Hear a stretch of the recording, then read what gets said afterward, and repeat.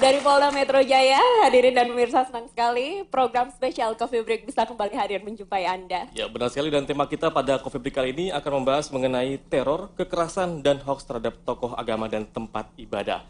Dan pasti kita mempunyai beberapa narasumber yang terpercaya dan juga seimbang ya, Ayah. Betul sekali. Memang betul rentetan penyerangan terhadap tokoh agama akhir-akhir ini menimbulkan polemik dan keresahan tersendiri di masyarakat. Kapolri Jenderal Polisi Tito Karnavian sudah mengkonfirmasi dari 47 laporan penyerangan terhadap tokoh agama, hanya 5 yang mengandung unsur pidana. Tapi entah mengapa hampir sebagian besar dilakukan oleh orang dengan gangguan kejiwaan. Iya, benar sekali. Lalu benarkah yang lainnya hanya berita hoax dan yang akhirnya menimbulkan polemik dan juga keresahan di tengah-tengah masyarakat? Kita akan tahu jawabannya pada hari ini tentu saja.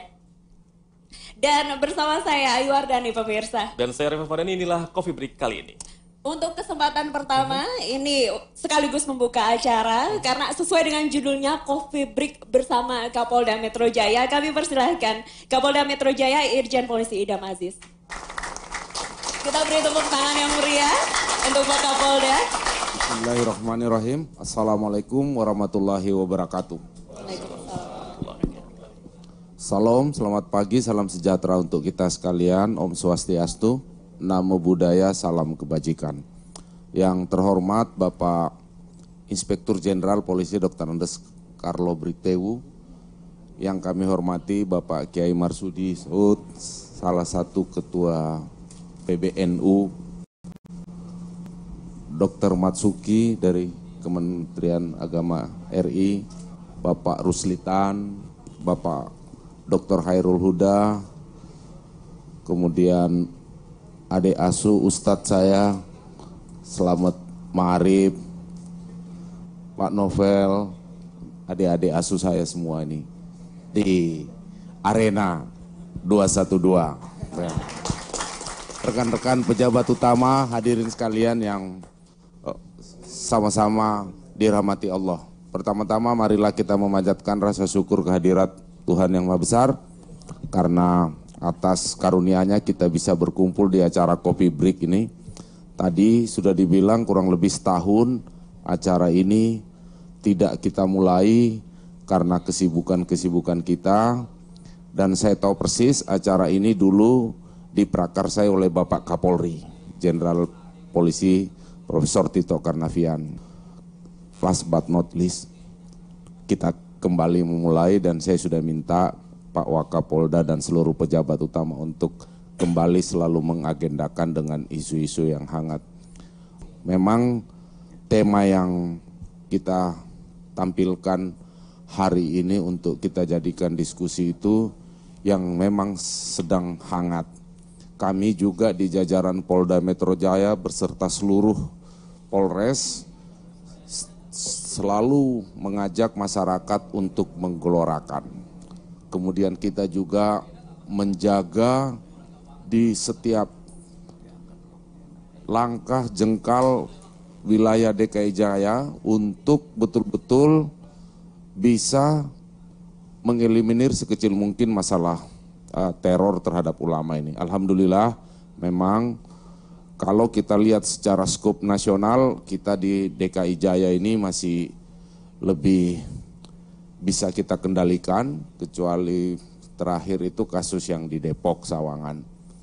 Saya berharap acara ini bisa menjadi bagian solusi mencari alternatif cara bertindak apa yang terbaik menghadapi isu tentang penyerangan ulama ini. Terima kasih sekali lagi kepada seluruh hadirin, seluruh undangan, para kiai, para senior yang telah meluangkan waktunya untuk mengisi acara ini. Dan saya berharap marilah kita merekatkan diri kita, bersilaturahmi, kemudian merajut hubungan, karena kitalah yang akan menjaga NKRI ini. Polisi, TNI, para ulama, para umaro harus bersatu untuk merajut agar NKRI ini bisa berjalan dengan baik. baru saja Bapak Kapolri membalas WA saya bahwa dia inginkan di 33 Polda yang lain agar kegiatan seperti ini diadakan. Ini juga saya memberi apresiasi kepada Pak Wakapolda, Pak Ir, dan seluruh pejabat utama yang merealisasikan kembali kegiatan Bapak Kapolri ini. Wabil khusus terima kasih saya tentunya kepada JAK TV yang mau memprakarsai kegiatan ini. Demikian, wabillahi taufiq wal hidayah. Wassalamualaikum warahmatullahi wabarakatuh. Om Santi Santi Santi. Dari pihak kepolisian sudah melakukan berbagai upaya untuk meminimalisir kekerasan terhadap tokoh agama. Tentu saja. Terima kasih Pak Kapolda. Dan Pak Kapolda juga mengatakan bahwa kita harus merajut dan menjaga hubungan agar terus menjaga NKRI tetap satu ya. Itu yang harus digarisbawahi. Dan Selanjutnya. kita akan masuk ke inti acara pemirsa, di mana kita akan mendengarkan penjelasan mengenai apakah memang benar banyak kejadian kekerasan terhadap pemuka agama ini dan berapa banyakkah yang tercatat di Kementerian Agama. Kita persilakan Bapak ataupun Dr. Matsuki MAG, Kepala Biro Humas Data dan Informasi Sekretariat Jenderal Kemenak. Silakan waktu dan kesempatan Pak Matsuki.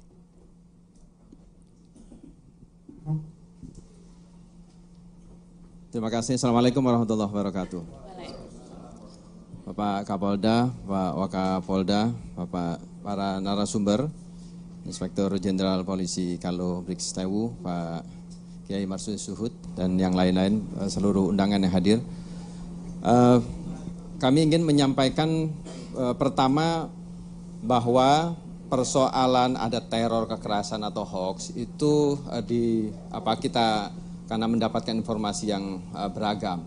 Tapi satu hal bahwa masyarakat Indonesia yang dikenal sebagai masyarakat religius itu punya potensi dua hal yang memungkinkan apakah teror kekerasan terhadap tokoh agama dan juga tempat ibadah itu bisa terjadi, Mas, Mbak Ayu. Pertama, sebenarnya ada kerentanan sosial yang bisa diakibatkan oleh faktor agama. Meskipun faktor agama ini menjadi penting karena hampir semua aktivitas kehidupan masyarakat itu dilandasi oleh nilai-nilai agama, dan di sini kerentanan itu bisa dimulai dari bahwa agama itu bisa dijadikan sebagai faktor. Faktor bisa faktor pemicu, tapi juga faktor pemersatu. Di sini ambiguitas agama itu bisa kita lihat dari dua sisi. Kita mengetahui bahwa ada juga di sisi lain yang disebut dengan kematangan sosial. Selain kerentanan sosial, ada kematangan sosial yang itu juga dipengaruhi oleh nilai-nilai agama. Nah, nilai-nilai agama yang bisa menjadi pemicu, tapi juga sebagai pemersatu, bisa menjadi pemecah belah, itu dua sisi yang bisa terjadi di manapun. Nah, dengan kondisi religiositas masyarakat Indonesia yang demikian, bisa jadi dua potensi ini bisa potensial untuk meledak. Nah, terjadinya teror kekerasan terhadap tokoh agama dan juga kejadian-kejadian tempat ibadah yang kami lihat berdasarkan pada penelitian di kami, ada Litbang Kementerian Agama, itu sejatinya dipengaruhi dua hal ini. Tapi kami sangat yakin bahwa dengan ada berbagai kejadian tempat-tempat ibadah sebelumnya, bahkan jauh sebelum tahun ini terjadi, itu ada upaya-upaya yang di dalam masyarakat tadi itu dengan kematangan sosialnya, masyarakat agama sendiri, apapun agamanya, itu juga melakukan upaya-upaya ya, yang di dalamnya. Ada kita memiliki tokoh-tokoh masyarakat, tokoh-tokoh agama, ulama, ya, kaum agamawan, dan juga lembaga-lembaga swadaya masyarakat, dan bahkan masyarakat sendiri itu memiliki kekuatan tersendiri untuk mengeliminir kemungkinan terjadinya pemecah belahan ini. Saya kira ini kondisi yang harus diperkuat, dan kondisi ini sejatinya ada di dalam masyarakat. Nah, ketika terjadi misalnya teror kekerasan terhadap tokoh agama yang itu secara sporadik terjadi di beberapa tempat, dan masyarakat dengan sendirinya kemudian mengalami upaya tadi pendewasaan. Dari sini kami melihatnya tidak perlu ada hal yang dikhawatirkan, terlalu berlebihan, karena masyarakat sendiri memiliki kedewasaan dan pendewasaan itu terjadi terus-menerus. dengan terjadinya kasus langsung saja. Contoh yang kemarin ini di Kendal misalnya, ini ada takmir masjid yang juga merupakan tokoh di masyarakat. Ada hampir sama di beberapa tempat yang diketahui. Kami konfirmasi ke kawan-kawan di Kendal misalnya, memang betul pelakunya mengalami stres yang diidentifikasi sekarang masih didalami. Pola-pola ini sejatinya yang kami tidak melihat pada kasusnya, tetapi pendewasaan masyarakat itu yang kemudian dengan sendirinya mereka melakukan upaya-upaya untuk agar potensi ini tidak berkembang, tidak semakin menjalar. Saya kira inilah positifnya kita memiliki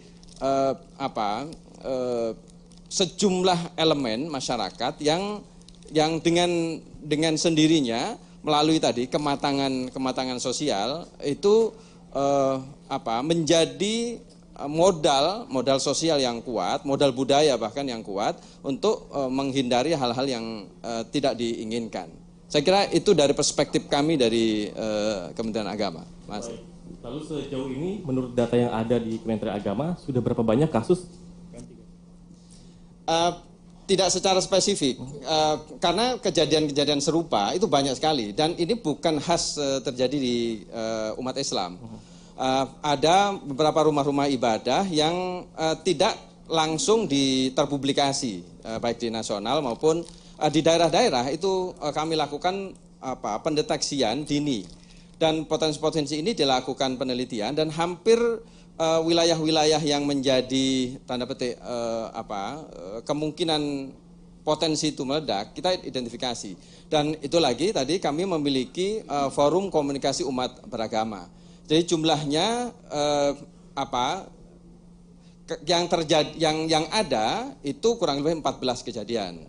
Tapi sejatinya di tempat-tempat lain itu ada kejadian-kejadian yang kemudian selesai dengan sendirinya tadi dilakukan oleh masyarakat dan kami memiliki namanya Forum Kerukunan Umat Beragama yang itu elemen-elemen masyarakat agama cepat mengatasi dan kemudian selesai di situ. Baik, jadi ada 14 kejadian dan karena kedewasaan masyarakat telah terselesaikan dengan sendirinya begitu ya. Tadi juga dikatakan masyarakat tidak perlu terlalu khawatir. Menarik sekali, kita akan lanjutkan perbincangan dengan narasumber lainnya. Pemirsa usai jeda, tetaplah bersama kami di Coffee Break kembali saat lagi.